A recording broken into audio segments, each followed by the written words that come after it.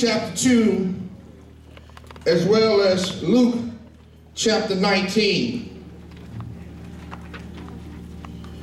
I won't trouble you long today, and I want to do something different this year. Back in the 1800s, when President Abraham Lincoln was signed the Emancipation Proclamation, slaves waited till midnight to sign the emancipation for their freedom. So they'd be emancipated, they signed the proclamation. And so in turn, we as African Americans, we celebrated watch night service. And many of you thought it was just a service to keep you from going other places at midnight. But I found out after a while, Sister Griffin, they came here, then they still went the other places, amen. And I'm sensitive to the fact that that generation of us that hold that dear to our hearts are getting older. And many of our, in the last few years, the late night service has dropped off because many of our seniors don't drive at midnight. So this year I want to try something a little different. I want to try to have our end of year service / watch night at 7 o'clock, 7 to 9, amen. And so we'll have our choir, everyone be in place, and we go from 7 to 9 on for our watch night, end of year service, amen. Amen. So we're going to celebrate the end of year celebration. So everyone be in place at 7 o'clock with your testimonies. Starting out. Tell somebody what the Lord has done for you. And I think that'll be something. And I always tell people, when you make changes, if it don't work, you can always go back to what you used to do. Amen. Luke chapter 2. Are we there?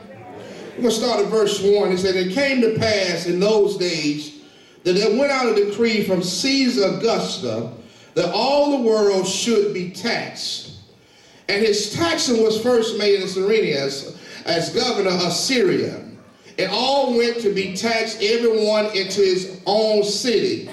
And Joseph also went up from Galilee out of the city of Nazareth of Judah unto the city of David, which is called Bethlehem, because he was the house and lineage of David, to be taxed with Mary, his espoused wife, being great with child." Let's turn over to Luke chapter 19. Luke chapter 19, it says, "And Jesus entered and passed through Jericho. And behold, there was a man named Zacchaeus, which was the chief among the publicans, and he was rich. And he sought to see Jesus, who he was, and could not for the press, because he was little of stature. And he ran before and climbed up into a sycamore tree to see him, for he was to pass that way. And when Jesus came to the place, he looked up and saw him and said unto him, Zacchaeus, make haste and come down, for today I must abide in thy house." This morning, I want to talk from the subject, if you allow me to, for a few moments, and pray with me as we celebrate Jesus. Can you see why he came? Can you see why he came? Over 4,000 years prior to the birth of Jesus, there was a prophet by the name of Isaiah that prophesied of Jesus coming. He told him he would have the government upon his shoulder. He would save Israel and his people. And you got to understand, there was people waiting for Jesus to show up. When you have people as Zacchaeus, the text tells us that Zacchaeus was a publican, a known sinner. And he heard that Jesus was coming. That because of his size, he was small in stature. But he had a desire to see Jesus. Brother Russell, the text says he ran and climbed up into a sycamore tree. He couldn't see him, and when Jesus came his way, Jesus looked up. and said, Zacchaeus, come down, I must abide in your house. Zacchaeus was a sinner. And when Jesus came to Jericho, he went to the sinner and said, I got to abide in your house. Zacchaeus was a sinner. And when Jesus came to Jericho, he said, I must abide in your house. You'll catch it in a little while. I know some of you have been saved all your lives and been in church all your life and been holier than thou, but I'm so glad that Jesus take time and spend time with sinners.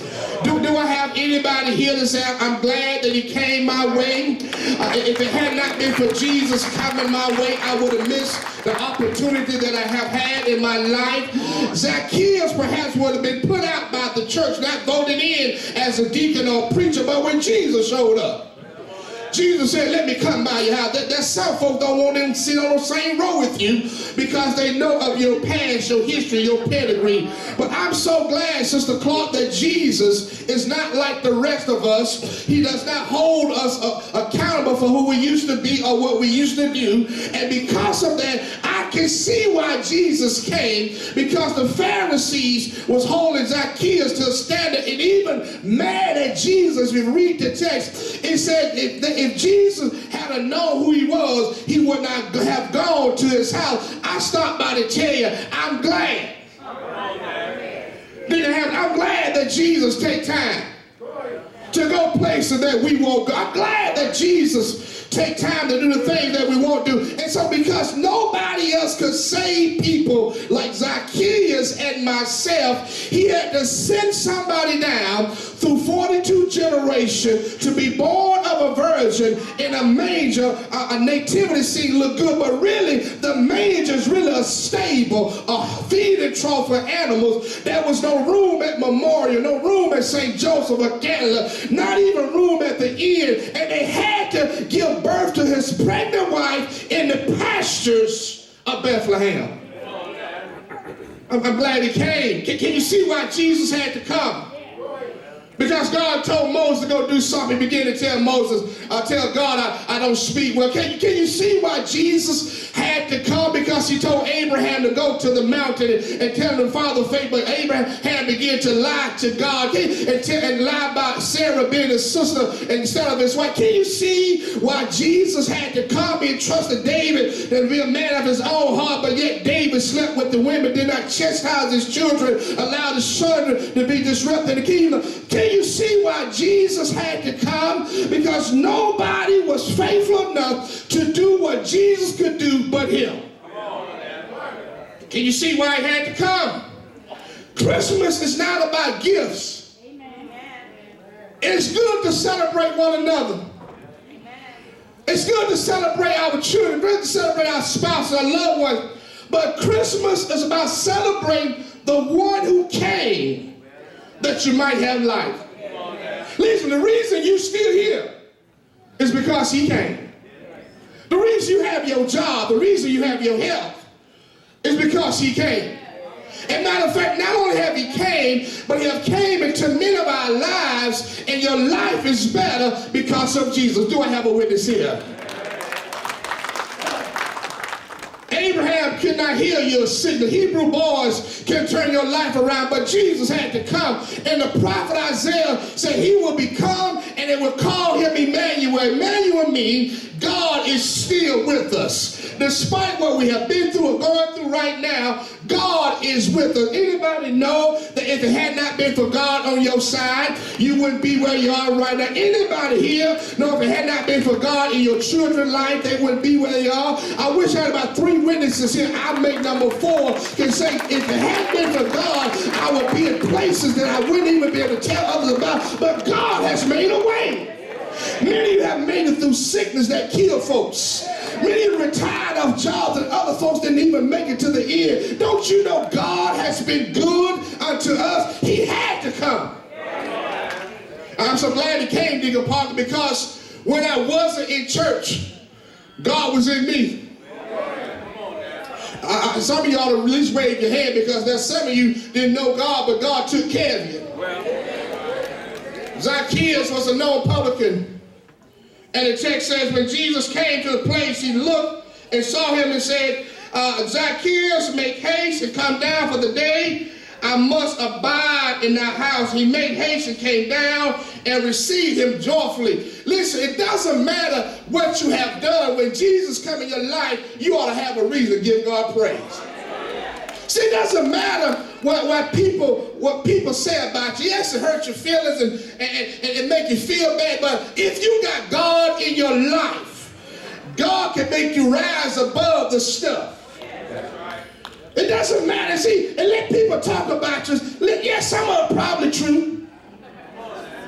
Some of it probably true. But at the same time, yes, I probably was a liar. Yes, I probably done this and that. But it's good to know that Jesus knew all the stuff that I done and still wanted to come to my house. Do I have anybody here can say, thank God that he knew me when I wasn't at my best and still came into my life? I want to give you three things to remind you why Jesus had to come. First of all, this world is unforgiving. This world is unforgiving. The text tells us that Zacchaeus stood and said to the Lord, behold, in verse number 6, they made haste and came down and received him joyfully. When they saw it, they all murmured, saying, he has gone to be a guest with a man that is a sinner. Listen, people in this world is unforgiving. People will hold on to stuff that you used to do, and you're not even able to do it anymore.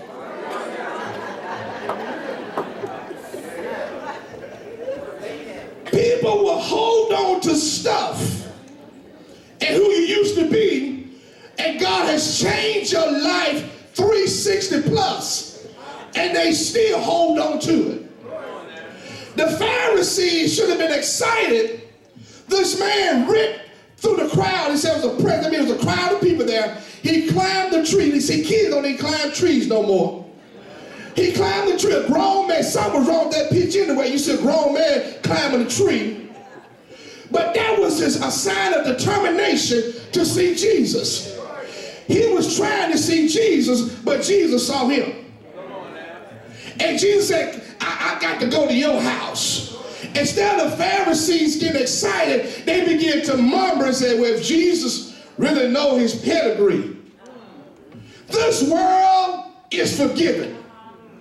That's some stuff everybody in here have done. And I don't want you to get too bougie and act holier than thou because you don't do it anymore. Everybody has a history. Am I saying something? Look at your name and tell me you got one too. If they didn't look, they think you know their stuff. I'm so glad God came, because when the Pharisees, the church folks, the preachers, the deacons don't forgive me, Brother Patrick, I got a God that will forgive me. Do I have anybody here so glad that when people hold on to your stuff, God will let it go?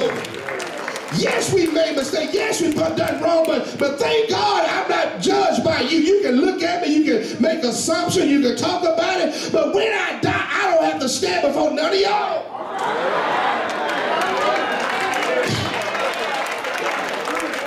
Jesus had to come because it was up to the church folks. See, listen, if I mess up, I hope I mess up around my friends. I got some college friends and perhaps some of my frat brothers. If I mess up, I want to do it around them. Perhaps some of the guys I was in the military with, around my family, because if I mess up around the church,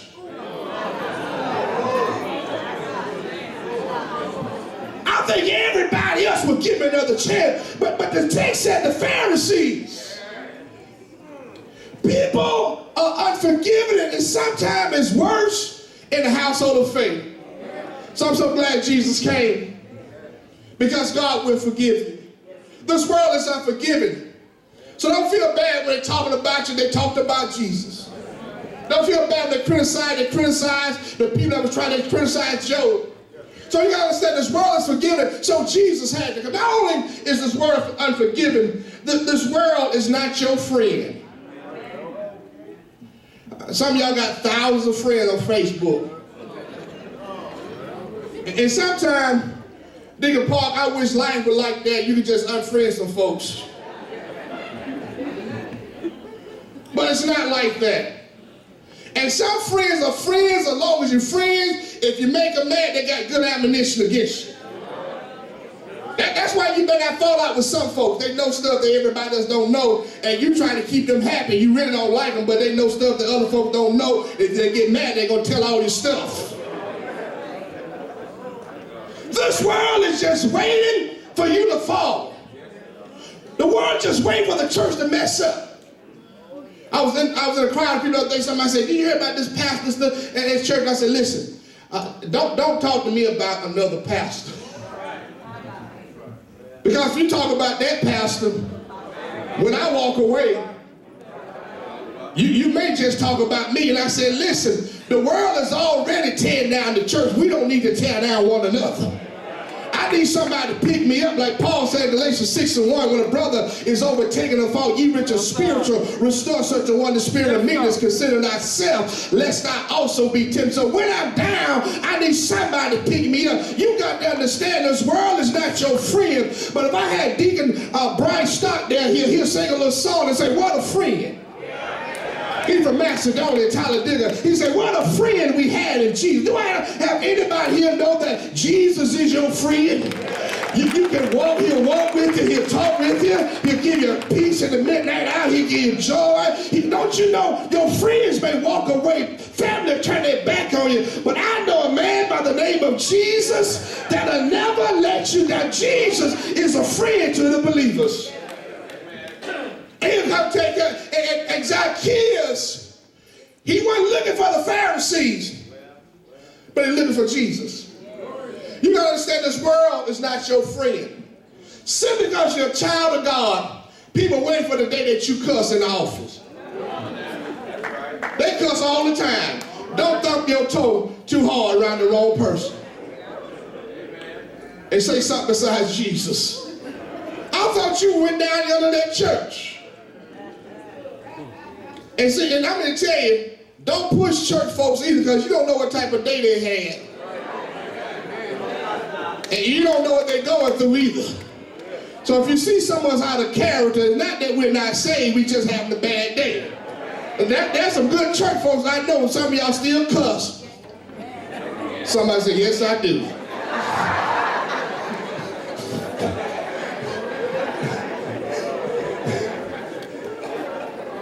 We still get upset, we still get angry. You mess with my children, you mess with my wife, you mess with my food. That's some stuff that get me upset.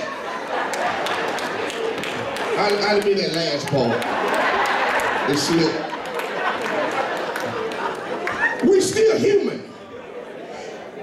Don't push folks. Because you don't know that they just left the jail from trying to get their child out of jail all night, and you sit there talking about some mess. They just got a bad report from the doctor about a tumor there, and you talking about some silly stuff. Listen, you don't know what folks going through. Listen, you're not my friend. But Zacchaeus heard the voice of Jesus, said, "Come on down, I need to go to your house." Jesus had to come. Because there are folks like me and Zacchaeus and you that people will never give you another chance. But I'm so glad that God is not like that. God is such an awesome God. So not only is this world unforgiven, this world is not your friend, but this world is unredeemable. No matter what this world can do for you, it can give you a great education. You can make $100,000 plus, but it can't redeem your soul. You can have friends, you can drive expensive cars, live in big homes, but this world can't redeem you. Redemption takes atonement. Atonement means the payment for sin. To redeem something means it's something that belongs to you, but you lost it, and somebody had to come get it back. And somebody said, Pastor, can you help me explain what redeem means? The best way I can explain it is if you have an item and you take it to the pawn shop and borrow money on it. The item is yours still, but you got to pay to get it back. See, that's called redemption. To go redeem your item, and to redeem something, you got to pay more than you receive. And sometimes you can't, it gets so heavy and the interest gets so heavy, you lose what you have invested in. So God said, regardless of how much interest, or how much sin, how much trouble it be in, I'm willing to pay the price. But in order to pay the price, I got to send somebody that can redeem my people. I tried Moses, that did not work. I tried David, that did not work. I tried Saul, that did not work. I tried the prophets, Jezebel killed them all, that did not work. So I know somebody that I can send that can redeem the world, because they need me to come, because they still lying, they still cheating, they still smoking dope, they still fornicating, they still commit adultery, they still mad at each other, can't speak to one another. So I need to send somebody down through 42 generations that can redeem my people. He had to come, because if he had not have came, many of us would bust hell wide open. Can you see why he came? He came one day, and by a virgin by the name of Mary, perhaps 13 to 15 years old, a little pregnant girl, never had sex at all, but the Holy Spirit jumped into a womb, and the Bible said that the angel told her, you are blessed among women. In other words, you're highly favored. Do I have any highly favored people in here? Look at somebody and tell them favor ain't fair. I got favor. So don't hate on me. So Mary was pregnant, but yet they marched from Nazareth to Bethlehem. Couldn't find a place to be born. He had to come. He couldn't come in a hospital. He couldn't come by the midwife. The text said he was born in a manger. The shepherds came from afar, had gifts in their hand. The Bible said they bowed down and worshiped him, and they called him Emmanuel. Do I have anybody here that have to call him sometimes? I'm going to tell you, y'all got a remedy for all your problems. It's not another Prozac. It's not Xanax, but the prescription is J-E-S-U-S. So if you want a good prescription for what you're going through, I dare you to call on the name of Jesus. He had to come, because when people don't love me, God will still love me. He had to come, because when people kick me out, God will bring me back in. He had to come, because when people close doors in my face, he'll open up those doors. He had to come, because when people shut doors, he'll open them back up and close doors that man can't open. Do anybody here know he had to come? Because somebody was sick and now they're well. Somebody was down and now they're up. He had to come by way of a man named Joseph. He's his earthly father, but he got a heavenly father that sits high and looks low. Do I have anybody here? No, you can call him when you want to. You can call him when you're up. And you can call him when you're down. I'm glad he came. Look at somebody, tell him, I'm glad he came. I don't know why you glad, but you don't know like I know what the Lord has done for me. If he does something for you, I'm not going to tell you to clap your hands. I'm not going to tell you to stamp your feet. But God done something for you, you ought at least just wave your hand. Did he wake you up this morning? Did he start you on your way? Can you see why he came? That situation that you thought was going to kill you, God showed up. That problem that you thought was going to take you out of here, it became a blessing to you. Your enemies and your haters, God prepared a table right in front of their face. God is able to do everything but fail. Can you see why he had to come? Zacchaeus needed it. Morris needed it. My deacons needed it. The choir needed it. You ought to be put to yourself and say, I need it. Your marriage needed it. Your children needed it. Your grandbabies needed it. The President Trump needed it. He had to come. Do I have anybody know he came? Anybody know he came? He came through 42 generations. Healed the sick and raised the dead, gave sight to the blind. He died on the cross, went to the grave, stayed there 3 days, all night Friday, all day Saturday, all night Saturday night, but early Sunday morning, he got up with all power in his hand. I would end the story right there, but that's not how the story is. I want to tell you, he came, but he's coming back again. He's coming back for a church without spot or wrinkle. So don't wait till you get sick to praise him. Praise him right now. Don't wait till you get laid off to praise him. Praise him right now. Don't wait till the battle has been fought and victory has been won. You got a reason to praise him right now. Do I have anybody here that say, I got a reason to give God a praise? I'm going to take my seat. I want to trouble you one more time. Look at your neighbor. Grab him by the hand. Or if you don't want to touch him, you should have sat right there. Look at your neighbor and say, oh neighbor, if you want to see what a miracle look like, look at me. If you want to see what a blessing look like me. If you want to see why Jesus came, look at me. Anybody glad that he came? Can you see why I came? Our world's in trouble. Our nation's in trouble. Our president acting crazy. Our children don't want to act right. I'm glad that he came. Anybody glad that he came?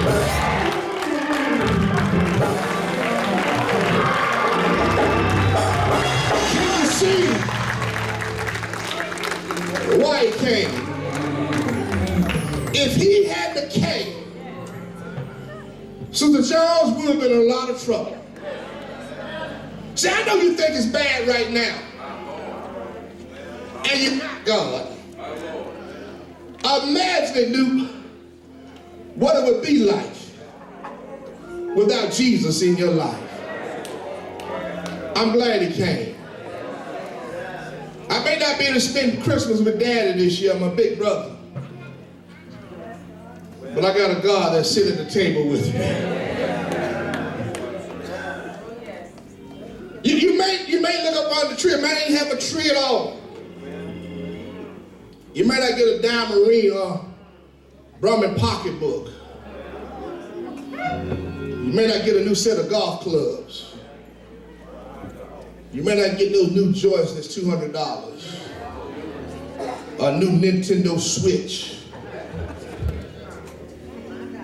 But if you wake up and can do this. Well, stop.